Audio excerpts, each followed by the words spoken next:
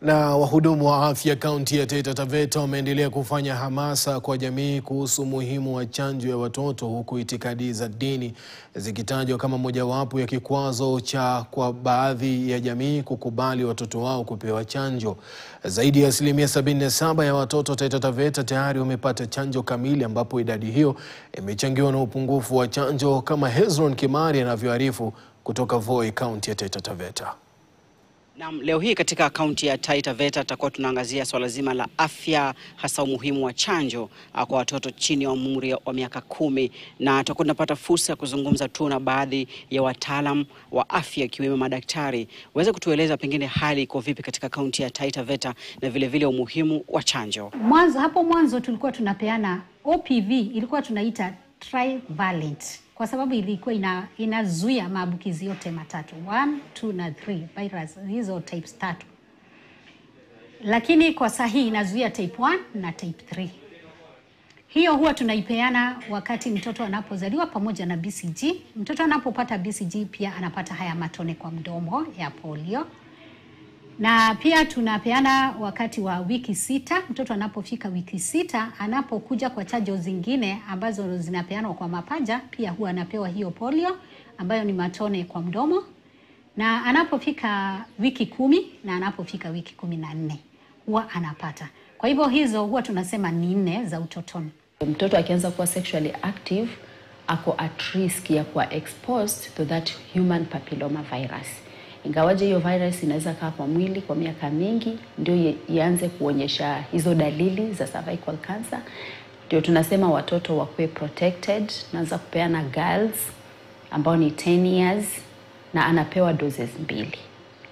The first dose and then the second dose anapewa after 6 months. Pia kwa hiyo kuna special consideration kwa wale ambao labda wako HIV positive, wanapewa 3 doses.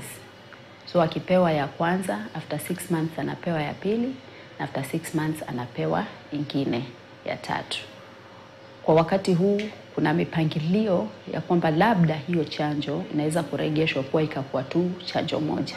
Kwa sababu tukiangalia performance yetu, unapata ile ya kwanza watoto ni wengi wanapewa, but ikikuja second dose namba ni kidogo, like wengi hawarudi. Na mtoto ambaye hajapata chanjo yuko katika hatari kubwa ya kupatwa na maradhi, ulemavu, ama pia hatari ya kupoteza maisha ya huyu mtoto. Na kwa hivyo ni vyema zaidi, na ningewaomba sana hawa wazazi ya kwamba wao hakikishe wamefuata maagizo ya mhudumu wa afya.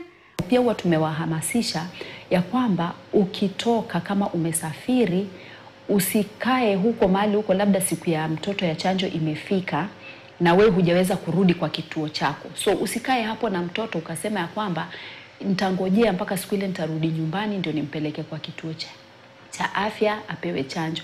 Nenda kwa kituo chochote cha afya kilicho karibu na wewe, na kama umebeba hiyo kitabu, mtoto akishapewa chanjo itaandikwa. So akisema nilienda nikapewa chanjo mahali fulani, tunamuuliza alete hiyo kitabu, tuje tu update kwa register yetu.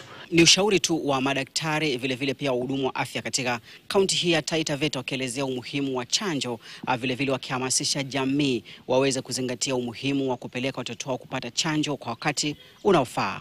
Nikiripotia KTN kutoka Voi, mimi ni Hezron Kimari.